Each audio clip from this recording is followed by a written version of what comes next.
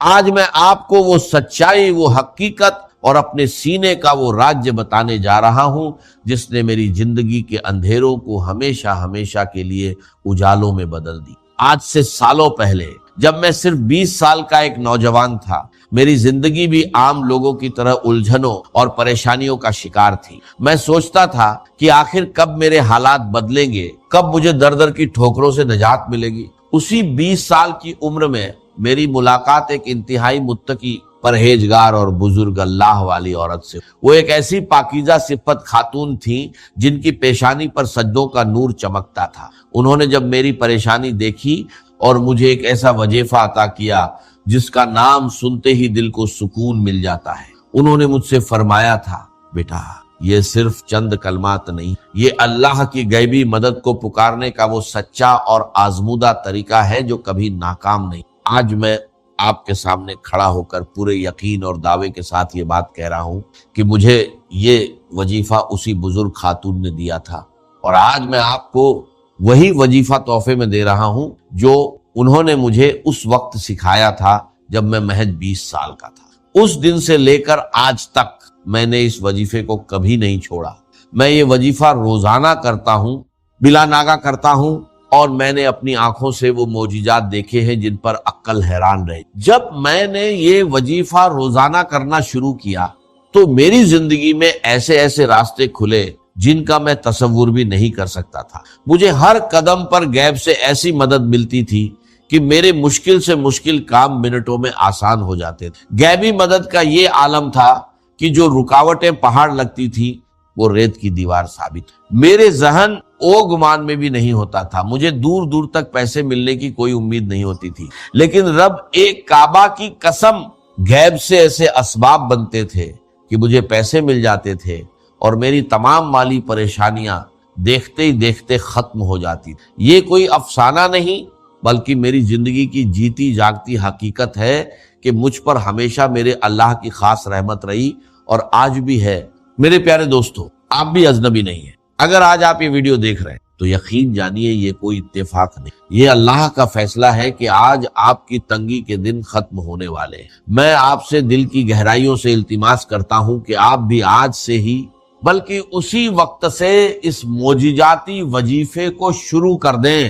آپ کے رزق کے دروازے ایسے کھلیں گے کہ دنیا حیران رہ جائے گی۔ بس شرط صرف ایک ہی ہے، آپ نے یہ وظیفہ پورے سچے دل سے، خالص نیت سے اور کامل یقین کے ساتھ کرنا ہے۔ جب آپ پورے دل سے اپنے رب کو پکاریں گے تو آپ کی ہر دعا قبول ہوگی اور کوئی بھی تنگی آپ کے قریب نہیں بھٹکے گی۔ ہماری زندگیوں میں سب سے بڑی کمی یہ ہوتی ہے کہ ہم وظیفے تو بہت کرتے ہیں لیکن ہمارا دل شک اور وسوسوں سے بھرا ہو۔ میں آپ کو یقین دلاتا ہوں کہ جب آپ اس بزرگ عورت کے بتائے ہوئے اور میرے آزمودہ وظیفے کو اپنی زندگی کا حصہ بنا لیں گے تو غریبی اور تنگدستی ہمیشہ کے لیے آپ کے گھر سے رخصت ہو جائے گی۔ اب آپ کو کسی کے آگے ہاتھ پھیلانے کی ضرورت نہیں پڑے گی، کسی کے سامنے سر جھکانے کی نوبت نہیں آئے گی، کیونکہ جب کائنات کا مالک غیب سے دینے پر آتا ہے تو وہ انسان کی سوچ اور گمان سے بڑھ کر عطا کرتا۔ آج کی اس مصروف دنیا میں ہر انسان کسی نہ کسی الجھن میں مبتلا ہے، کسی پر قرض کا بوجھ ہے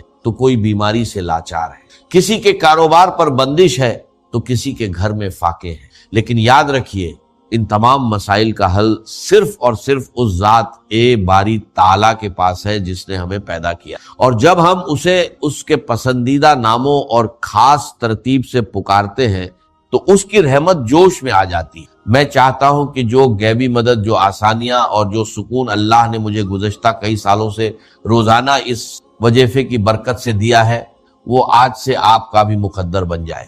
اب وقت آ گیا ہے کہ آپ اس وظیفے کی اصل روح، اس کی ترتیب اور اس کے پڑھنے کے درست وقت کو سمجھیں تاکہ آپ بھی پہلے ہی دن سے اس کے معجزات اپنی آنکھوں سے دیکھ سکیں۔ آگے بڑھنے سے پہلے اپنے دل کو دنیاوی خیالات سے پاک کر لیں۔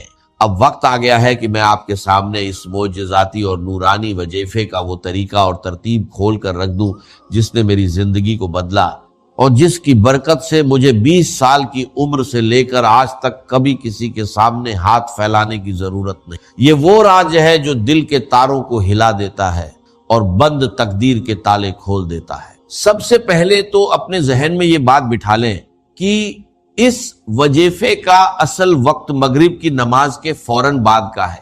اگر کسی مجبوری، سفر یا مصروفیت کی وجہ سے آپ نماز کے فوراً بعد نہ پڑھ سکیں تو مغرب اور عشاء کے درمیان جتنا بھی وقت ہوتا ہے آپ اس دوران کسی بھی وقت اسے پڑھ سکتے ہیں۔ یہ وہ مبارک وقت ہے جب دن اور رات کا ملاپ ہوتا ہے، جب آسمان سے رحمتیں اور برکتیں خاص طور پر نازل ہو رہی ہوتی ہیں۔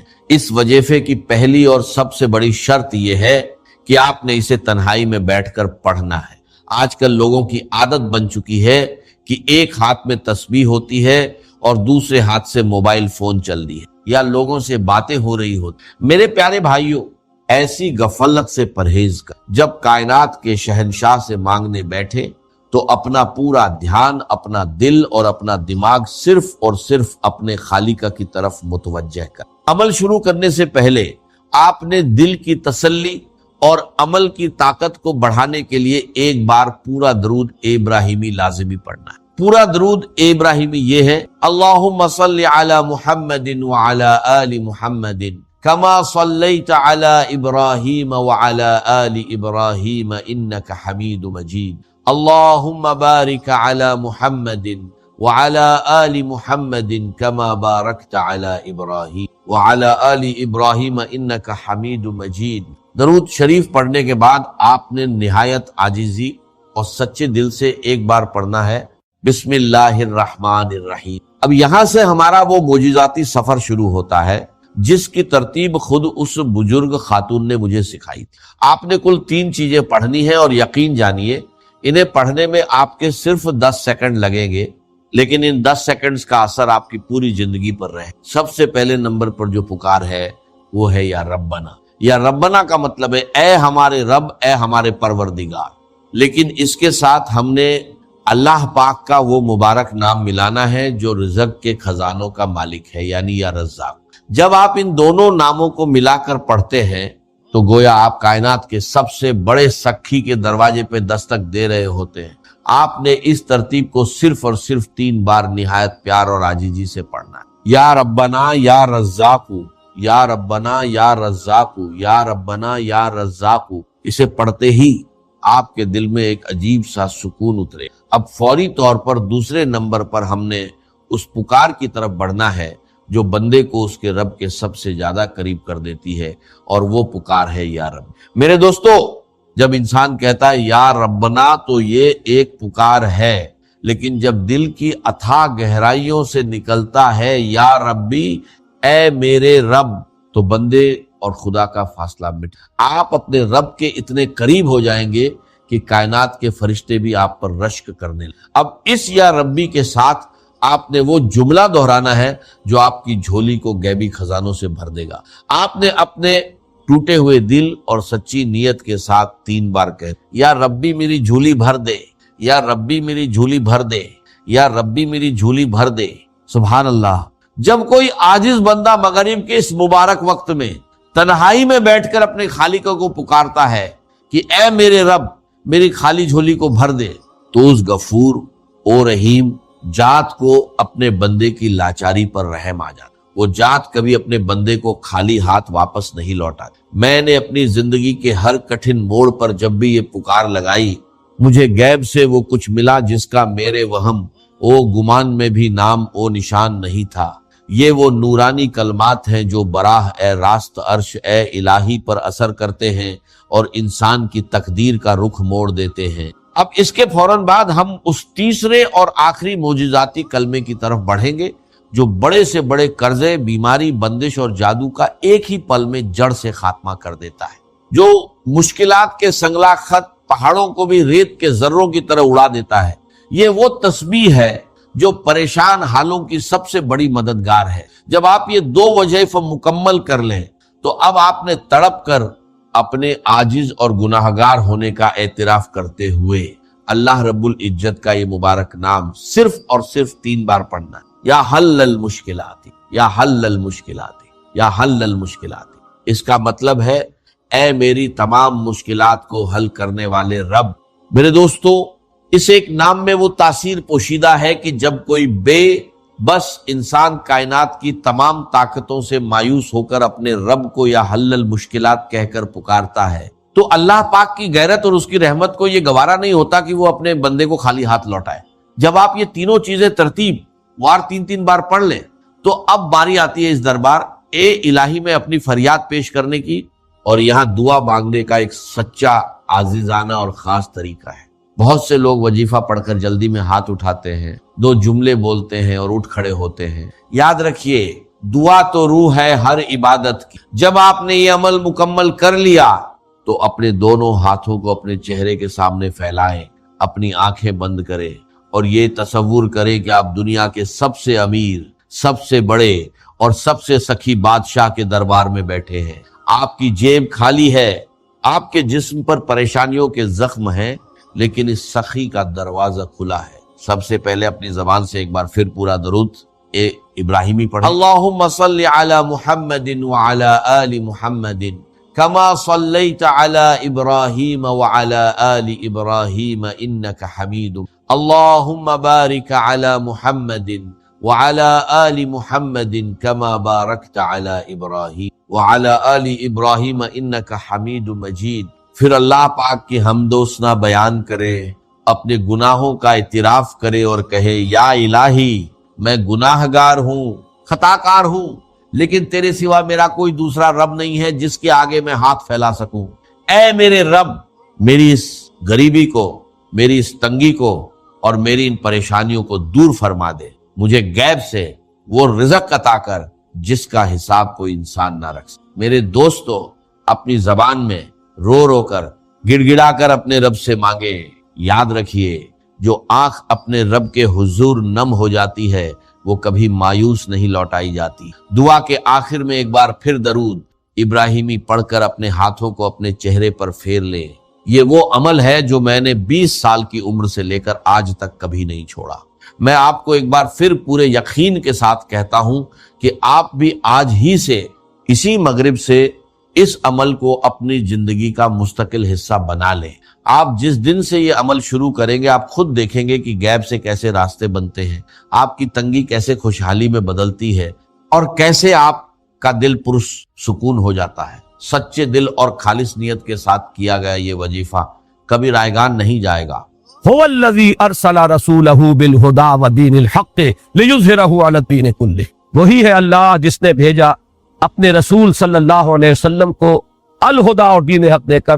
میں پھر توجہ دلا رہا ہوں سورہ حدید کی وہ آیت اور سورہ صف کی یہ آیت، اور یہ آیت پہلے آ چکی ہے سورہ فتح میں بھی اور سورہ توبہ میں بھی، وہ ریلیٹ کر لیجیے۔ وہاں 3 چیزیں تھی، بینات معجزے، کتاب اور میزان، یہاں 2 رہ گئے۔ بینات جمع کتاب یہ قرآن ہے، الہدا یہی معجزہ ہے حضور کا صلی اللہ علیہ وسلم، اور نمبر 2 المیزان نے دین حق کی شکل اختیار کی۔ اب وہ کامل نظام بن گیا ہے، ہر دھما جہتی پہلو اس کے اندر جو ہے وہ شامل ہو گئے۔ کس لیے بھیجا؟ لیظہرہ علی الدین کلہ، تاکہ غالب کرے اسے کل کے کل نظام پر، کل کے کل دین پر، کل کے کل نظام زندگی پر، ولو کرہ المشرکون، چاہے یہ مشرکوں کو کتنا ہی ناگوار۔ اب اس کے لیے پکار، اب تک تو بات آئی تھی نا، کلمہ خبریہ آیا تھا، مومن تو صرف وہ ہے جو ایمان رکھے، یقین والا، شکوک و شبہات والا نہیں، اور جہاد کریں اللہ کی راہ میں، اپنے جان اور مال کھپائیں۔ اب یہاں پر وہ آ رہا ہے ایک دعوت اور ایک پکار اور للکار کے انداز میں، یا ایھا الذین آمنوا هل ادلکم علی تجارۃ تنجیکم من عذاب علیم، اہل ایمان کیا تمہاری رہنمائی کی جائے، کیا میں تمہاری رہنمائی کروں ایک ایسی تجارت کی طرف جو تمہیں عذاب علیم سے چھٹکارا دلا دے۔ جہنم سے چھٹکارا پانا چاہتے ہو تو ایک کاروبار کرنا پڑے گا، جس طرح کاروبار میں چھوٹا ہو یا بڑا ہو محنت بھی صرف ہوتی ہے اور پیسہ بھی لگ، اگر سرمایہ کم ہے محنت زیادہ ہو جائے گی۔ آپ ایک ٹوکری لے کر پھلوں کی اور پھریں گے سارا دن، 40-50 روپے شام تک لے آئیں گے بچوں کے لیے، سرمایہ کم تھا محنت زیادہ ہے۔ سرمایہ بڑھے گا ریڑھی لگ جائے گی، اب محنت کم ہو گئی، بوجھ اب گردن پر نہیں ہے، اور سرمایہ بڑھے گا کھوکھا لگ جائے گا، اور سرمایہ بڑھے گا بڑی شاندار دکان ہوگی، اور سرمایہ بڑھے گا امپورٹ ایکسپورٹ کا دھندا ہوگا۔ لیکن یہ کہ یہ 2 چیزیں ہمیشہ، سرمایہ اور محنت، وہی سرمایہ اور محنت لگاؤ گے اللہ کے دین کے لیے تو جہنم سے چھٹکارا ملے۔ تجارت تو وہ بھی ہے، تجارت یہ بھی ہے۔ یہاں کی تجارت میں تمہیں کچھ منفعت چاہیے، اور اس تجارت کا فائدہ یہ ہے کہ جہنم سے چھٹکارا پا جاؤ۔ हल अदुल्लुकुम अला तिजारतिन तुंजीकुम मिन अज़ाबिन अलीम तुमिनून बिल्लाहि व रसूलिहि। ईमान पुख्ता रखो अल्लाह पर और उसके रसूल पर। व तुजाहिदून फी सबीलिल्लाहि बिअम्वालिकुम व अनफुसिकुम, और जिहाद करो अल्लाह की राह में अपनी जानों के साथ, अपने अम्वाल के साथ। ज़ालिकुम खैरुल लकुम इन कुंतुम तालमून, यही तुम्हारे लिए बेहतर है अगर तुम समझो। वो बेहतरी क्या है, अब इसकी वजाहत आ रही है। यग़फिर लकुम ज़ुनूबकुम, तुम्हारी खताओं से दरगुजर फरमाएगा। व युदखिलकुम जन्नातिन तजरी मिन तहतिहा अल-अनहार, उन बागात में तुम्हें दाखिल करेगा जिनके नीचे नहरें बहती होगी। व मसाकिन तय्यबतन फी जन्नाति अदन, रेजिडेंशियल गार्डन्स में बड़े उम्दा रेजिडेंसेस फराहम करेगा, बहुत उम्दा मस्कन, बहुत आला महल अता फरमाएगा, और वो भी बागात के अंदर होंगे, बागीचों के अंदर होंगे। इन तीन चीजों को आगे फुल स्टॉप लगाया। ज़ालिकल फौजुल अज़ीम, यही है असल बड़ी कामयाबी। अलबत्ता इस ब्रैकेट के बाहर एक शय और है, व उखरा, एक और शय भी, तुहिब्बूनहा, जो तुम्हें बहुत पसंद है। इसमें भी एक तारीज है, अल्लाह को इस फतह वता से कोई दिलचस्पी नहीं है। अल्लाह को तो तुम्हें आजमाना है, तुमने अपना सब कुछ लगा दिया, तुम कामयाब हो गए, चाहे वो इनकलाब आए ना आए, चाहे वो दीन कायम हो ना हो, तुम कामयाब हो जाओगे अगर तुमने अपना सब कुछ उसमें खपा दिया। ये है कामयाबी असल, और असल कामयाबी बंदा मोमिन के लिए दर हकीकत आखिरत की कामयाबी। दुनिया में नुसरत आए, फतह आए, ये इजाफी शय है, ये गोया के एक सानवी शय है। उखरा तुहिब्बूनहा, दूसरी चीज जो तुम्हें पसंद है वो क्या है, नस्रुम मिनल्लाह व फतहुन करीब। अब ये जाहिर बात है किसी खास वक्त पर ये बशारत दी जा रही है कि अब अल्लाह की तरफ से मदद और फतह जो है करीब है, बिल्कुल आया चाहती, तुम्हारी कदम बोसी करेगी फतह। और इसके बारे में जहां तक सीरत के मुताले से मुझ पर मुनकशिफ हुआ वो ये है कि ये ग़ज़वा अहज़ाब के बाद है। ग़ज़वा अहज़ाब में मुसलमानों ने सबूत दे दिया अपने सदाकत का, अपने ईमान सादिक का, अपनी साबित कदमी का। उसके बाद हुजूर ने फरमा दिया था सल्लल्लाहु अलैहि वसल्लम, और मेरे नजदीक वो इस हुक्म का इम्तिसाल अम्र है, व बश्शिरिल मोमिनीन, ए नबी अब बशारत दे दीजिए अहले ईमान को। वो बशारत इस वक्त हुजूर ने इन अल्फाज में दी ग़ज़वा अहज़ाब के फौरन बाद, लन तग़ज़ूकुम कुरैश बाद आमिकुम हाज़ा, ए मुसलमानों अब टेबल्स टर्न हो चुकी, अब कुरैश में जुरत नहीं है कि वो तुम पर हमला आवर हो इस साल के बाद। इनिशिएटिव उनके हाथ से निकल गया। वलाकिन्नकुम तग़ज़ूनहुम, बल्कि अब तुम उनकी तरफ जो है रुख करोगे, पेशकदमी करोगे। चुनांचे अगले ही साल आपने वो सफर किया उम्रे के लिए, और जिसके नतीजे में सुलह हुदैबिया हो गई, इन्ना फतहना लका फतहन मुबीना वाली बात हो गई। तो दर हकीकत वो शरह इस आयत की। अब वो आखिरी आयत आ गई जिसमें बड़ी गहरी मुशाबहत हो जाती है उस सूरह हदीद की आयत नंबर 25 का जो इब्तिदाई हिस्सा है, वो तो हुवल्लज़ी अरसला रसूलहू बिल हुदा व दीनिल हक़ लियुज़हिरहू अला दीन कुल्लिही में आगे।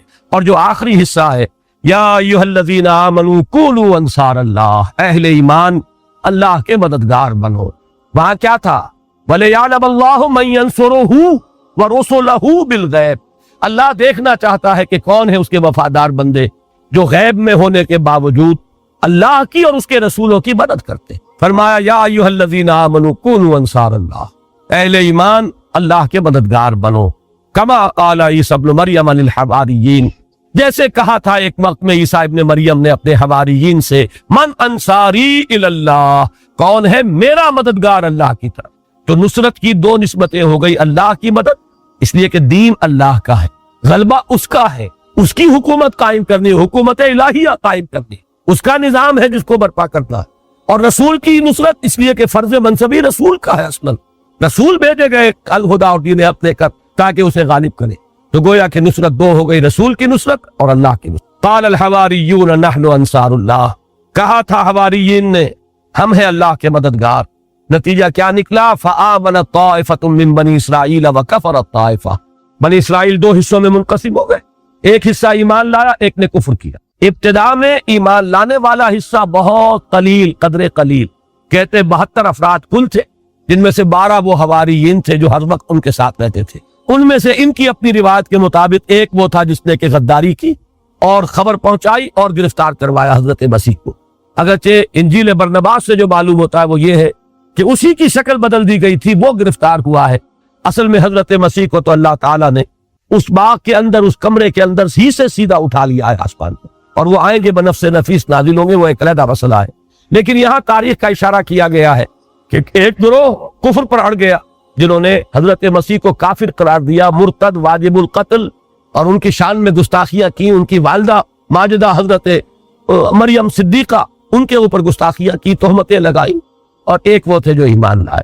لیکن تاریخ کی حقیقت یہ ہے کہ جیسے جیسے وقت گزرا یہود مغلوب ہوتے چلے گئے اور عیسیٰ کے نام لیوا غالب آتے چلے، تاکہ آج بھی اگر یہود کا وجود دنیا میں کچھ ہے تو عیسائیوں کے رحم و کرم کی وجہ سے، ان کی سپورٹ کی وجہ سے، ورنہ یہ ہے کہ اسرائیل جیسی مملکت جو ہے ایک دن کے لیے قائم نہیں رہ سکتی، چاہے وہ اپنے سارے ایٹم بم بھی استعمال کر لیں۔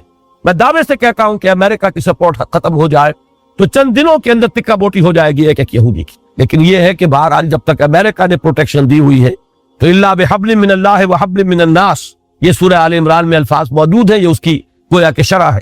بہرحال فرمایا فَأَيَّدْنَا الَّذِينَ آمَنُوا عَلَىٰ عَدُوِّهِمْ، تو اللہ تعالیٰ نے، اللہ فرما رہے ہم نے مدد کی ان کی جو ایمان لائے ان کے دشمنوں کے خلاف، فَأَصْبَحُوا ظَاهِرِينَ، اور پھر وہی غالب ہوئے۔ اب اس میں نوٹ کیجئے، کل بھی میں نے سورہ مجادلہ کی آیت کے حوالے سے کہا تھا رسولوں کا غلبہ ناگزیر ہے، کتب اللہ لأغلبن انا ورسلی۔ اس غلبے کی دو شکلیں میں نے کل بتائی تھی، ایک غلبہ حضرت نوح، حضرت ہود، حضرت صالح کو اس شکل میں ہوا کہ دشمن سب ہلاک کر دیے گئے، کفار و مشرکین ختم کر دیے گئے۔ ایک غلبے کی صورت وہ ہے جو محمد الرسول اللہ کے ہاتھوں ہوئی، اگرچہ یہ شعر پورا کا پورا اس پر ثابت نہیں آتا، لیکن ایک کیفیت سی اس میں ہے کہ نشہ پلا کے گرانا تو سب کو آتا ہے، مزہ تو تب ہے کہ گرتوں کو تھام لے ساقی۔ قوموں کا ہلاک کر دیا جانا جو ہے وہ بھی غلبے کی ایک شکل تھی، لیکن اصل شکل تو وہ تھی جو محمد الرسول اللہ کے دست مبارک سے ہوئی کہ قوم بھی رہی اور اللہ کا دین غالب ہو گیا۔ جاء الحق وزهق الباطل ان الباطل کان زہوقا۔ تیسری شکل اس میں ایڈ کیجئے، ضروری نہیں کہ وہ غلبہ نبی کے اپنے ہی سامنے ہو جائے، یہ غلبہ بعد میں بھی ہو سکتا ہے، جیسے کہ حضرت مسیح کے ساتھ ہوا، ان کے سامنے تو غلبہ نہیں ہوا، لیکن یہ کہ اس کے بعد ان کے نام لیواؤں کو غلبہ حاصل ہوا ان کے دشمنوں کے خلاف، یہ اس کی ایک مثال ہے۔ اور اس کے لیے ہمیں تیار رہنا چاہیے ذہن، جو بھی اس وادی میں قدم رکھے کھلے دل کے ساتھ اسے تسلیم کرے کہ اس کی کوئی ہمارے دل کے اندر آرزو نہیں ہونی چاہیے کہ لازماً ہمارے سامنے ہی وہ کام ہو جائے۔ یہ آرزو بڑی ہی گمراہ کن آرزو ہے، یہ انسان کو بائی ہک اور بائی کروک کے راستوں کی طرف لے کر جاتی ہے۔ سیدھے انگلیوں اگر گھی نہیں نکل رہا، ٹیڑھی انگلیوں سے نکالو، میری زندگی تو اب ختم ہوا چاہتی ہے اور میری جد و جہد کا کوئی نتیجہ سامنے نہیں آ رہا، تو آدمی ادھر ادھر دائیں بائیں جیسے کہ وہ گیند کیری کرتا ہے کوئی فٹ بالر یا کرکٹ کا اس کا کھیلنے والا، ہاکی کا، اس طرح کے حربے اختیار کرنے پر اتر آتا ہے، اور بڑی بڑی تحریکوں کی تباہی کا سبب یہی شے بن جاتی ہے۔ بالکل اس سے بھی سینے کو خالی کر دینا چاہیے، ہمیں دلچسپی اس سے نہیں کہ ہماری کامیابی اس دنیا میں ہو یا نہ ہو، ہمارے ہاتھوں وہ غلبہ دین کی وہ سعادت جو ہے ہمیں بہت پسند ہے غلبہ دین، لیکن یہ کہ ہمارے ہاتھوں ہو یہ بھی ایک طرح کی خود غرضی ہے، اسے بھی سینے سے نکال دی، اس لیے کہ ہمارے بعد ہو جائے۔ ہمیں تو ایک صحیح نہج پر کام کیے چلے جانا ہے، نتیجہ ہمارے سامنے نکلے نہ نکلے، اس کے لیے حضرت مسیح علیہ السلام کی شخصیت یہ ہمارے لیے بہت بڑی مثال اور روشنی کا ایک بہت بڑا مینارہ ہے۔ بارک اللہ لی ولکم فی القرآن العظیم ونفعنی وإیاکم بالآیات والذکر الحکیم۔ ختم ہوئی، پھر ہم رواں ترجمہ کریں گے کہ جیسے میں نے عرض کیا کہ سورہ حدید کی آیت نمبر 25 کی شرح ہے سورہ صف، ایسے ہی آیت نمبر 9 کی شرح ہے سورہ جمعہ۔ آیت نمبر 9 کیا تھی کہ اگر ایمان کی کمی محسوس کرتے ہو مسلمانوں، اگر تم اپنے سینوں میں جھانکو اور دیکھو کہ وہ یقین والی بات نہیں ہے، اگر یقین والی بات نہیں ہے تو جہاد کہاں سے آ جائے؟ وہ تو اس کا نتیجہ ہے، یا تو وہ پھر ہوگا ذاتی کسی علو مرتبت کے لیے، اپنی کوئی شخصیت کے ظہور کے لیے، اپنے اقتدار کے لیے، وہ تو ہوگا یریدون علوا فی الارض ولا فسادا والی بات۔ وہ جہاد کے جو مطلوب ہے وہ تو یقین والے ایمان کا ایک نتیجہ ہے، وہاں وہ بات ہوگی تو آگے اس میں سے برگو بار آئیں گے، وہ جڑ ہے جس سے کہ وہ پودا پروان چڑھے گا، اور اگر وہ کم ہے تو اس کے لیے نشاندہی وہاں ایک آیت میں کر دی تھی، یاد ہے وما لکم لا تؤمنون باللہ، کیا ہو گیا تمہیں ایمان کیوں نہیں پختہ رکھتے؟ جواب کیا دیا گیا اس کے بعد؟ هو الذی ينزل على عبده آیات بینات لیخرجکم من الظلمات الى النور وان اللہ بکم لرؤوف الرحیم۔ در حقیقت اسی کی شرح سورہ جمعہ ہے کہ جو عظیم مشن حوالے کیا اللہ نے اپنے رسول کے صلی اللہ علیہ وسلم، جس کی تکمیل رسول نے ایک حد تک کر دی، جزیرہ نما عرب پر اللہ کے دین کو غالب کر دیا، پھر رسول کے جانثاروں نے اسے اس وقت کی جو متمدن دنیا تھی، معلوم دنیا، اس کے ایک بڑے حصے پر 24 برس کے اندر اندر اس کا جھنڈا لہرا دیا۔ اس کے بعد کا عمل جو ہے وہ تو پھر ایک ریورسل ہے، سٹیج بائی سٹیج، درجہ بدرجہ، لترکبن طبقا عن طبق کی بجائے وہ جو تنزل ہوا ہے رفتہ رفتہ، اس کی داستان ہے۔ اس وقت 1 انچ زمین نہیں ہے پورے کرۂ ارضی پر جہاں اللہ کا دین بتمام و کمال قائم۔ یہ ہے ہمارا حال۔ تو اب اگر اس کے لیے کام کرنا ہے تو شروع کہاں سے کرنا ہوگا؟ وہی ایمان پہلے پیدا کرنا۔ لہذا در حقیقت اس کا جو اساسی منہاج ہے وہ قرآن پر مبنی ہے۔ بس قرآن جو ہے، اس سورت کا جو مضمون ہے وہ قرآن ہے۔ اعوذ باللہ من الشیطان الرجیم، بسم اللہ الرحمن الرحیم۔ سورۃ الجمعہ۔ یسبح للہ ما فی السماوات و ما فی الارض الملک القدوس العزیز الحکیم۔ تسبیح کرتی ہے اللہ کی ہر وہ شے جو آسمانوں میں ہے اور ہر وہ شے جو زمین میں ہے، اس اللہ کی جو الملک ہے، بادشاہ حقیقی، القدوس ہے، نہایت پاک، ہر عیب، نقص اور احتیاج سے مبرہ، العزیز زبردست ہے، جو چاہے کر گزرنے والا، فعال لما یرید، الحکیم کمال حکمت والا۔ هو الذی بعث فی الامیین رسولا منہم، وہی ہے جس نے اٹھایا امیین میں ایک رسول انہی میں سے۔ وہ کیا کرتا ہے رسول؟ یتلو علیہم آیاتہ ویزکیہم ویعلمہم الکتاب والحکمہ، انہیں سنا رہا ہے اللہ کی آیات اور انہیں پاک کر رہا ہے، تزکیہ کر رہا ہے۔ یہ آیات بینات ہی تزکیے کا ذریعہ ہے، یہی ہے شفاء لما فی الصدور۔ یہ ذہن میں جب اترتا ہے قرآن تو نظریاتی صفائی کرتا ہے، دل میں آتا ہے، دل پہ اترتا ہے تو یہ جو روگ ہے سینوں کے، شفاء لما فی الصدور، یہ ان کا بداوا بنتا ہے اور یہی تزکیہ ہے۔ وَيُعَلِّمُهُمُ الْكِتَابَ وَالْحِکْمَةَ، اور تعلیم دیتا ہے انہیں کتاب اور حکمت کی۔ یہ پروسیس ہے جس سے حضور نے وہ حزب اللہ تیار کی۔ وہ بنی بنائی نہیں مل گئی تھی جو میں نے کہا، ایک ایک تنکا چننا پڑا ہے، ایک ایک پودے پر حضور کا خون جگر جو ہے وہ کھپا ہے، صرف ہوا ہے، تب اس کی آبیاری ہوئی۔ لیکن عمل بنیادی کیا ہے؟ قرآن کے گرد گھوم رہا ہے، یتلو علیہم آیاتہ ویزکیہم ویعلمہم الکتاب والحکمہ وان کانوا من قبل لفی ضلال مبین، اور یقیناً پہلے تو وہ کھلی گمراہی میں تھے۔ یہ امیین، ان سے بڑھ کر گمراہ کون ہوگا؟ وہ جو ہم نے پڑھا ابھی سورہ شورى میں کہ نبی کبر علی المشرکین ما تدعوہم الیہ، انہی میں سے نکالے نا محمد رسول اللہ نے، وہ لوگ انہی میں سے تھے۔ اس کے بعد فرمایا وآخرین منہم لما یلحقوا بہ، اور دوسرے بھی ہیں انہی میں سے، ان میں بھی بھیجا ہے وہ اللہ نے اپنے اس رسول کو، اس کی بعثت ان کی جانب بھی ہے، آخرین جو ابھی ان میں شامل نہیں ہوئے۔ وآخرین منہم لما یلحقوا بہ وہو العزیز الحکیم، اور وہ زبردست ہے، حکمت والا۔ یہ آخرین سے مراد ہے امت محمد صلی اللہ علیہ وسلم میں جو دوسری اقوام آ کر شامل تھے۔ اور یہ نقشہ بالکل سمجھیے جیسے ایٹم کا سٹرکچر ہوتا ہے، ایک نیوکلیس اور اس کے گرد جو ہے جو نیوٹرون، جو الیکٹرونز ہے، وہ مختلف جو ہے مدار ہیں جن میں کہ چکر لگا رہے ہیں۔ نیوکلیس ہے امیین پر مشتمل، انہی میں سے حضور تھے، انہی کی زبان میں یہ قرآن نازل ہوا، وہ ہے اصل نیوکلیس اس امت کا۔ لیکن اس کے گرد اب الیکٹرونز جو ہے وہ ایرانی آ گئے، وہ بربر آ گئے، رومی آ گئے، ہندی آ گئے، آتے چلے گئے۔ اور ابھی اللہ جانے اللہ کس قوم کو قبول فرما لے اور اس کے ہاتھ میں اپنا جھنڈا تھما دے۔ اس لیے کہ واقعہ یہ ہے کہ مایوسی بڑھتی جا رہی ہے کہ شاید موجودہ مسلمان اقوام جو دنیا کی ہے ان سے کسی خیر کی کوئی توقع شاید نہیں ہو سکتی۔ ہم شاید اب کنڈمڈ ہیں اللہ کی طرف سے کہ شاید اب آخری کو عذاب ہی آیا چاہتا ہے، واللہ عالم۔ یہ کیفیتیں آتی رہتی ہیں، انقباض بھی ہوتا ہے، شرح بست جو ہے وہ بھی، اور کبھی قبض بھی ہوتا ہے، مایوسی بھی کبھی غلبہ کرتی ہے، حالات جو ہے بہت ہی زیادہ مایوس کن۔ لیکن اللہ کی قدرت سے کیا بعید ہے، اس نے پہلے تاتاریوں کے ہاتھوں پٹوایا، ان امیین کی مرمت کرائی، ایسی مرمت کے تاریخ میں یاد رکھی جائے، اور پھر انہی کے ہاتھ میں اپنے دین کا جھنڈا دے دیا۔ والعزیز الحکیم ذالک فضل اللہ یؤتیہ من یشاء واللہ ذو الفضل العظیم، یہ اللہ کا فضل ہے، وہ جس کو چاہے گا دے گا، یا جس کو چاہتا ہے دیتا ہے، وہ بڑے فضل والا ہے۔ تو تاریخ میں پہلے بھی ہوا ہے آیا فتنہ تاتار کے افسانے سے پاسباں مل گئے کعبے کو سلم خانے سے۔ اور سورہ محمد کی تو آخری آیت یہ ہے صلی اللہ علیہ وسلم، ان تتولوا یستبدل قوما غیرکم، تم پیٹھ دکھاؤ گے تمہیں ہٹائے گا کسی اور کو لے آئے۔ اب اس کے بعد جیسے سورہ صف میں ایک نشان عبرت یہود کی تاریخ بیان کی تھی، اب ان کو نشان عبرت کے طور پر لائے ہیں کتاب کے ضمن میں۔ انہیں بھی تورات دی گئی تھی، مسلمانوں جیسے تمہیں قرآن دیا گیا، لیکن انہوں نے اس کی ذمہ داری کو نہ نبھایا۔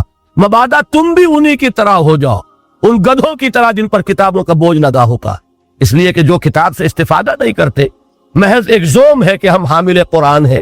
اور ویسے علامہ اقبال نے 100% صحیح کہلوایا ابلیس کی زبان سے کہ جانتا ہوں میں یہ امت حامل قرآن نہیں ہے، وہی سرمایہ داری بندہ مومن کا دین، جانتا ہوں میں کہ مشرق کی اندھیری رات میں بے ید بیضا ہے پیران حرم کی آستی، مجھ سے کوئی شے چھپی ہوئی نہیں ہے، جانتا ہوں۔ تو وہی کردار ہے جو ہم نے ثابت کیا کہ ہم نے انہی کے نقش قدم کو اختیار کیا ہے۔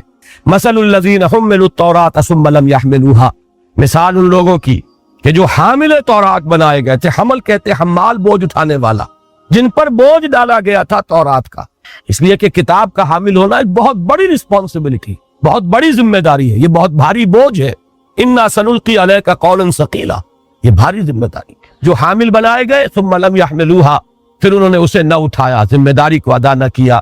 کمثل الحمار يحمل اسفارا، اس گدھے کی سی مثال ہے جس پر کتابوں کا بوجھ لدا ہوا۔ بئس مثل القوم الذین کذبوا بآیات اللہ، بری ہے مثال اس قوم کی جنہوں نے اللہ کی آیات کو جھٹلایا۔ یہ تکذیب عملی ہے، تکذیب قولی نہیں ہے۔ تورات کو یہود نے کبھی نہیں جھٹلایا زبان سے، عمل سے جھٹلایا۔ واللہ لا یہدی القوم الظالمین، اللہ ایسے ظالموں کو ہدایت نہیں دیتا۔ قل یا ایھا الذین ھادوا، اے نبی ان سے کہیے، اور یہاں اس وقت آپ کو مخاطب سمجھیے، قل یا ایھا الذین آمنوا، اس لیے کہ اللہ کی بات تو نہیں بدلتی۔ لن تجد لسنت اللہ تحویلا، اللہ کے کلمات تو اٹل ہیں، لہذا قل یا ایھا الذین ھادوا، کہہ دیجئے وہ لوگوں جو یہودی ہوئے، ان زعمتم، اگر تمہیں یہ زوم ہے، انکم اولیاء للہ من دون الناس، کہ تم اللہ کے خاص دوست ہو، محبوب ہو، چہیتے ہو، لاڈلے ہو، ابناء اللہ و احباؤہ ہو، اگر تمہارا یہ گمان ہے، لوگوں کو چھوڑ کر، لوگوں سے اللہ کا رشتہ نہیں ہے، وہ تو جینٹائلز ہیں، ہم ہیں، we are the chosen people of the Lord، یہ ان کا قول تھا۔ اگر اس پر تمہارا واقعی گمان ہے تو پھر فتمنوا الموت ان کنتم صادقین، تو اگر سچے ہو تو تمہیں موت کی تمنا کرنی چاہیے۔ پھر دوست سے قرب حاصل کرنا چاہتا انسان یا موت، وصال کا خواہش مند ہوتا ہے یا ہجر کا۔ ولا یتمنونہ ابدا بما قدمت ایدیہم، اور یہ ہرگز نہیں تمنا کریں گے اس کی، ہرگز ہرگز، ابدا بما قدمت ایدیہم، بسبب اپنے دونوں ہاتھوں کی کمائیوں کے جو آگے بھیجا ہوا، انہیں معلوم ہے کیا اعمال کیا کرتوت ہیں۔ واللہ علیم بالظالمین، اللہ ان ظالموں سے خوب واقف ہے۔ قل ان الموت الذی تفرون منہ، کہہ دیجئے وہ موت جس سے تم بھاگتے ہو، فإنہ ملاقیکم، وہ تم سے ملاقات کر لے گی، کہاں بھاگو گے، وہ سامنے آن کھڑی ہوگی۔ ثم تردون الی عالم الغیب والشہادہ، پھر تمہیں لوٹا دیا جائے گا اس ہستی کی طرف جو کھلے اور چھپے، حاضر اور موجود اور غائب سب کی جاننے والی ہے۔ فینبئکم بما کنتم تعملون، پھر وہ تمہیں جتلا دے گا جو کچھ کہ تم کرتے رہے تھے۔ دوسرا رکوع اس سورہ مبارکہ کا آج ہم نہیں پڑھ رہے، صرف ایک جملے میں اشارہ کر رہا ہوں کہ اس کا ربط و تعلق کیا ہے۔ در حقیقت اس حزب اللہ کا ہفتے وار اجتماع ہے یہ جمعے کا نظام۔ مطلوب یہ ہے کہ کوئی نائب رسول ممبر رسول پر کھڑا ہو کر وہی کام کرے، یتلو علیہم آیاتہ ویزکیہم ویعلمہم الکتاب والحکمہ، تاکہ اس حزب اللہ کو اپنے جو بنیادی تصورات ہیں، اپنی جو آئیڈیالوجی ہے وہ تازہ ہوتی رہے، اپنے ہدف ذہن میں تازہ ہوتے رہے۔ جذبات کے اندر اگر کہیں سد مہری آ گئی ہے، پھر اس کے اندر ایک جذبے کی نہارت پیدا ہو جائے۔ یہ گویا کہ اثر نو چارج کرنے کے لیے اس حزب اللہ کے اراکین کو، کہ جو اللہ کے دین کے غلبے کے لیے سربکف ہو کر میدان میں آ گئے ہو، یہ عمل ہے جسے دوام عطا کر دیا گیا کہ کوئی نائب رسول ممبر رسول پر کھڑا ہو اور وہی کام کرے، یتلو علیہم آیاتہ ویزکیہم ویعلمہم الکتاب والحکمہ۔ اسی لیے جمعے کے نظام کی اصل شے جو ہے وہ خطبہ جمعہ۔ ارادہ تھا اس کے بعد سورہ منافقون کو بھی شامل کرنے کا، لیکن اسے میں چھوڑ رہا ہوں۔ اب سورہ تغابن کا بڑا تیزی کے ساتھ ہم صرف جائزہ لیں گے۔ یہ چونکہ ایمان کے موضوع پر جامع ترین صورت ہے قرآن مجید کی۔ ویسے تو ایمان اصل میں موضوع ہے مکی صورتوں کا، مدنی صورت میں تو ایمان کے تقاضے آئے، وہ چاہے قوانین ہو، احکام ہو، حلال و حرام کے ضوابط ہوں، فرائض کیا ہے، پھر جہاد ہے، قتال ہے، انفاق ہے۔ لیکن یہ ہے کہ یہاں پر 18 آیات میں ایمان کا خلاصہ، پہلے 10 رکوع، پہلے رکوع کی 10 آیات، 7 میں ایمانیات ثلاثہ کی نریشن ہے، کلام خبریہ، اللہ کی شان یہ ہے، اللہ کی صفات یہ ہے، رسالت کے باب میں لوگوں کو یہ ٹھوکر لگی ہے، آخرت کے بارے میں یہ مغالطہ ہو گیا ہے، کلام خبریہ ہے۔ لیکن اس کے بعد 3 آیات میں وہ کلام انشائیہ ہے، ایمان لاؤ اللہ پر اور اس کے رسول پر۔ اس کے بعد جو دوسرے رکوع کی 8 آیات ہے، 5 آیات میں ایمان کے مضمرات و ثمرات و نتائج، جو میں نے اشارہ کیا تھا کہ ثم استقاموا کی شرح یہاں آ جائے۔ یہ کیا تقاضا ہے اس کا، اللہ کو اپنا رب اور اپنا لارڈ اور اپنا مالک مان لینے کا، اس کا تقاضا کیا ہے، اور پھر 3 آیات میں ان تقاضوں کو پورا کرنے کی پرزور دعوت۔ یہ 18 آیات کا تجزیہ ہے، اب پڑھیں۔ بسم اللہ الرحمن الرحیم، یسبح للہ ما فی السماوات و ما فی الارض، تسبیح کرتی ہے اللہ کی ہر وہ شے جو آسمانوں میں ہے اور ہر وہ شے جو زمین میں ہے۔ لہ الملک، بادشاہی اسی کا حق ہے، ڈی فیکٹو بھی اسی کی ہے، ڈی جیورے بھی اسی کی ہے، وَلَهُ الْحَمْدُ، کل حمد و ثنا بھی اسی کی ہے، وَهُوَ عَلَىٰ كُلِّ شَيْءٍ قدیر، وہ ہر شے پر قادر۔ هو الذی خلقکم، وہی ہے جس نے تمہیں پیدا کیا بنایا، فمنکم کافر ومنکم مومن، تو کوئی تم میں سے کافر ہے کوئی مومن ہے، واللہ بما تعملون بصیر، اور جو کچھ تم کر رہے ہو اللہ دیکھ رہا ہے۔ یعنی مومنوں کو ان کا حق مل جائے گا، کافروں کو ان کی سزا مل جائے گی، اللہ دیکھ رہا۔ خلق السماوات والارض بالحق، اس نے آسمان اور زمین پیدا فرمائے حق کے ساتھ۔ وہ بات جو کل میں نے کہی تھی ربنا ما خلقت ھذا باطلا، وہ ایک اسلوب تھا، یہ دوسرا اسلوب۔ وصورکم، اور تمہاری تصویر کشی کی، فاحسن صورکم، بہت ہی عمدہ نقشہ کشی کی، وإلیہ المصیر، اور اسی کی طرف لوٹ جانا ہے۔ یعلم ما فی السماوات والارض، وہ جانتا ہے جو کچھ کے آسمانوں اور زمین میں ہے، ویعلم ما تسرون وما تعلنون، اور وہ جانتا ہے جو کچھ تم چھپاتے ہو اور جو کچھ تم ظاہر کرتے ہو، واللہ علیم بذات الصدور، اور اللہ تو تمہارے سینوں کی ان چیزوں سے بھی باخبر ہے جن کو تم خود نہیں جانتے۔ ایک تو یہ ہے جسے آدمی چھپاتا ہے لیکن جانتا ہے، جان بوجھ کر چھپا رہا۔ ایک وہ ہے سب کانشس مائنڈ کی چیزیں، انسان کے تحت الشعور کے اندر جو کچھ لرک کر رہا، جو خواہشات اور تمنائیں اور آرزویں جن سے انسان خود بھی آگاہ نہیں ہوتا بسا اوقات، اللہ کے علم میں تو وہ بھی۔ اب یہ 4 آیتوں میں توحید کا اور اللہ کی ذات و صفات کا بیان ہوا، 2 آیتوں میں رسالت۔ الم یاتکم نبأ الذین کفروا من قبل، کیا تمہارے پاس آ نہیں گئی خبریں ان لوگوں کی جنہوں نے کفر کیا تھا پہلے؟ قوم ہود، قوم سمود، قوم عاد، قوم نوح، فذاقوا وبال امرہم، جب انہوں نے کفر کیا تو اپنے کیے کا وبال چکھ لیا، یعنی وہ ہلاک کر دیے گئے۔ وَلَهُمْ عَذَابٌ أَلِيمٌ، اور اصل سزا تو آخرت کی ہے، دردناک سزا۔ ذَلِكَ بِأَنَّهُ، یہ اس لیے ہوا، كَانَتْ تَأْتِيهِمْ رُسُلُهُم بِالْبَيِّنَاتِ، ان کے پاس ان کے رسول آتے رہے واضح تعلیمات کے ساتھ یا واضح نشانیوں کے ساتھ۔ فَقَالُوا أَبَشَرٌ يَهْدُونَنَا، تو انہوں نے کہا کیا بشر، انسان ہمیں ہدایت دیں گے؟ یعنی بشریت کو دلیل بنایا ان کی رسالت کو رد کرنے کی، یہ رسول کیسے ہو سکتے ہیں جب بشر؟ فَكَفَرُوا، تو انہوں نے کفر کیا، اس بنیاد پر کفر کیا۔ وَتَوَلَّوْا، اور پیٹھ موڑ لی، وَاسْتَغْنَى اللَّهُ، تو اللہ نے بھی بے نیازی کی روش اختیار کی۔ وَاللَّهُ غَنِيٌّ حَمِيدٌ، اللہ تو غنی اور حمید ہے ہی، یہ بے نیازی کا جامع اس پر تو راست آتا ہی ہے اور کسی پر تو آتا ہی نہیں۔ اب یہاں نوٹ کر لیجئے، میں نے پرسوں کی اپنی گفتگو میں اشارہ کیا تھا، ایک ہی مرض ہے رسالت اور نبوت اور بشریت میں تضاد محسوس کر۔ اس مرض کا ظہور ہوا اس وقت اس شکل میں کہ جن کے سامنے گوشت پوست کا انسان موجود تھا وہ بشریت کا انکار کیسے کرتے؟ وہ تو جانتے تھے محمد عبداللہ کے بیٹے، عبد المطلب کے پوتے، حمزہ کے بھتیجے، ابو طالب کے بھتیجے، آمنہ کے بیٹے، خدیجہ کے شوہر، فاطمہ کے باپ، جانتے تھے کہ نہیں جانتے تھے؟ وہ تو بشر سامنے تھا۔ بشریت کی بنیاد پر رسالت کا انکار، یہ رسول کیسے ہو سکتے ہیں جبکہ یہ بشر ہے؟ یہی گمراہی آئی ہے پھر بعد میں، جو رسول مانتے ہیں انہوں نے بشریت کا انکار کر دیا، یہ رسول ہے تو بشر کیسے ہو سکتے ہیں؟ تو گمراہی ایک ہے، بالکل ہم وزن، کوئی فرق نہیں ہے اس کے اندر، یہاں تک اس کی جو بھی شدت کا اور گہرائی اور گہرائی کا تعلق برابر ہے۔ ظہور 2 شکلوں میں ہوا۔ اب 2 آیتوں میں یہ رسالت کا مضمون آ گیا، اب 31 آیت میں آخرت۔ زعم الذین کفروا ان لن یبعثوا، ان کافروں کو یہ زوم ہو گیا ہے، یہ خیال خام لاحق ہو گیا ہے کہ یہ اٹھائے نہیں جائیں گے یا اٹھائے نہیں جا سکیں گے۔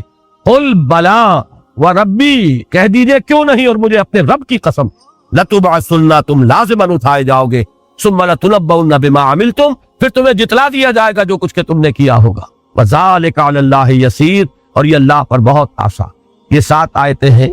اب آ رہا ہے کلمہ فا کے ساتھ، جیسے کل میں نے سورہ حج کی آخری آیت میں توجہ دلائی تھی، یہ فا بڑا اہم ہوتا ہے۔ فآمنوا باللہ، فآمنوا باللہ ورسولہ والنور الذی انزلنا، بس ایمان لاؤ اللہ پر اور اس کے رسول پر اور اس نور پر جو ہم نے نازل فرمایا، یعنی یہ قرآن حکیم۔ واللہ بما تعملون خبیر، اور جو کچھ تم کر رہے ہو اللہ اس سے باخبر ہے۔ یوم یجمعکم لیوم الجمع ذالک یوم التغابن، وہ دن جس دن کی وہ تمہیں جمع کرے گا، جمع کرنے کے دن، وہ ہے ہار اور جیت کے فیصلے کا دن۔ اس روز جو جیتا وہ جیتا، جو ہارا وہ ہار، جو کامیاب ہوا وہ کامیاب ہوا، جو ناکام ہوا وہ ناکام۔ اصل کامیابی اس روز کی، اصل ناکامی اس روز کی۔ اور وہ کامیابی کیا ہے؟ وَمَن يُؤْمِن بِاللَّهِ وَيَعْمَلْ صَالِحًا يُكَفِّرْ عَنْهُ سَيِّئَاتِهِ، جو اللہ پر ایمان لائے گا اور عمل کرے گا اچھے، اللہ تعالیٰ اس کی برائیوں کو دور کر دے گا۔ وَيُدْخِلْهُ جَنَّاتٍ تَجْرِي مِن تَحْتِهَا الْأَنْهَارُ خَالِدِينَ فِيهَا أَبَدًا، اور انہیں ان باغات میں داخل کرے گا جن کے دامن میں ندیاں بہتی ہوں گی، جن میں وہ رہیں گے ہمیشہ ہمیشہ۔ ذَلِكَ الْفَوْزُ الْعَظِيمُ، یہی بڑی کامیابی۔ اور ناکامی کیا ہے؟ وَالَّذِينَ كَفَرُوا وَكَذَّبُوا بِآيَاتِنَا أُولَٰئِكَ أَصْحَابُ النَّارِ خَالِدِينَ فِيهَا وَبِئْسَ الْمَصِيرُ، اور جنہوں نے کفر کیا اور جھٹلایا ہماری آیات کو، وہ ہوں گے آگ والے، اس میں رہیں گے ہمیشہ ہمیشہ، اور وہ بہت ہی برا ٹھکانہ ہے۔ پہلا رکوع ختم ہوا، دوسرے رکوع کی پہلی 5 آیات میں ایمان کے 5 ثمرات۔ پہلا نتیجہ وہ ہے جو سورہ حدید میں آ چکا ہے تفصیل سے، یہاں اجمالاً ما صاب من مصیبت الا باذن اللہ، کوئی مصیبت واقع نہیں ہو سکتی مگر اللہ کے اذن سے۔ ومن یؤمن باللہ، اور جو اللہ پر ایمان رکھتا ہو، یہد قلبہ، اللہ اس کے دل کو ہدایت دے دیتا ہے۔ واللہ بکل شیء علیم، اللہ ہر چیز کا علم رکھتا ہے۔ یہ ہدایت کس بات کی ہے؟ تسلیم و رضا۔ دیکھیے ایک درجہ تو یہ ہے کہ بدل مختلف حالات میں یا صبر ہوگا یا شکر ہوگا۔ اللہ نے کچھ دیا ہے شکر کیجئے، اللہ نے کچھ چھین لیا ہے، کوئی تکلیف پہنچا دی صبر کیجئے، لیکن یہ ابتدائی منزل ہے۔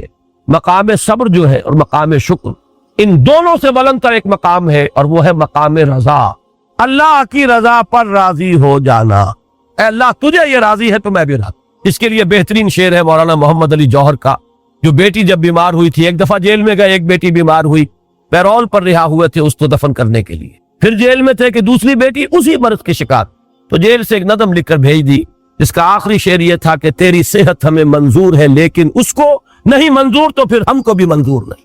یہ ہے مقام رضا، مقام تسلیم و رضا، جس کے بارے میں اقبال نے جو بات کہی ہے میں سمجھتا ہوں اس سے زیادہ پرشکو انداز تو ممکن ہی نہیں ہے۔ مولانا محمد علی جوہر کا شعر تو بہت پیچھے رہ جائے گا، لیکن سادگی میں بات تو وہی ہے۔ یہ اقبال نے جو کہا ہے، برو کشید سے پیچا کے ہست و بود مرا، چے اقدہا کے مقام رضا کشود مرا۔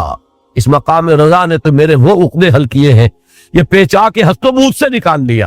اب میں اس دنیا میں نہیں رہتا ہوں، دنیا سے ماورا ہوں، اس کے بدلتے ہوئے حالات مجھ پر اثر انداز نہیں ہوتے۔ بہرحال یہ پہلا ہے، اب اس کی تفصیل میں جانے کا موقع نہیں۔ نمبر 2، واطیعوا اللہ واطیعوا الرسول، اطاعت کرو، حکم مانو اللہ کا اس کے رسول کا، نہیں مانتے ہو تو دفع ہو جاؤ، پھر ایمان کا دعویٰ بیکار ہے، بے معنی ہے، لا یعنی کوئی حقیقت ہی نہیں۔ اطاعت کرو اللہ کی اور اس کے رسول کی۔ فَإِن تَوَلَّيْتُمْ، اگر تم پیٹھ دکھا دو گے، فَإِنَّمَا عَلَىٰ رَسُولِنَا الْبَلَاغُ الْمُبِينُ، تو جان لو ہمارے رسول کے ذمے صاف صاف پہنچا دینے کے سوا کوئی ذمہ داری نہیں، آگے رسپانسبلٹی تمہاری ہے، you will be held responsible، تم اکاؤنٹیبل ہوگے on the day of judgment۔ رسول نے بات پہنچا دی، وہ فارغ ہوئے، بری ہوئے۔ نمبر 3، اللہ لا الہ الا هو علی اللہ فلیتوکل المؤمنون، اللہ وہ ہے جس کے سوا کوئی معبود نہیں، بس اللہ ہی پر توکل کرنا چاہیے اہل ایمان، اسباب پر توکل نہ رہے، وسائل و ذرائع اور اسباب مادی فراہم کرو، استعمال کرو امکانی حد تک، لیکن تکیہ ان پر نہ ہو، بھروسہ ان پر نہ ہو، توکل صرف ذات باری تعالی، اسباب پر نہیں، مسبب الاسباب پر۔ نمبر 4، اب یہ علائق دنیاوی آ گئے، وہ محبتیں، وہ بار بار جن کا ذکر ہوا ہے، ان کے بارے میں قرآن کا نقطہ نظر بڑا عجیب ہے۔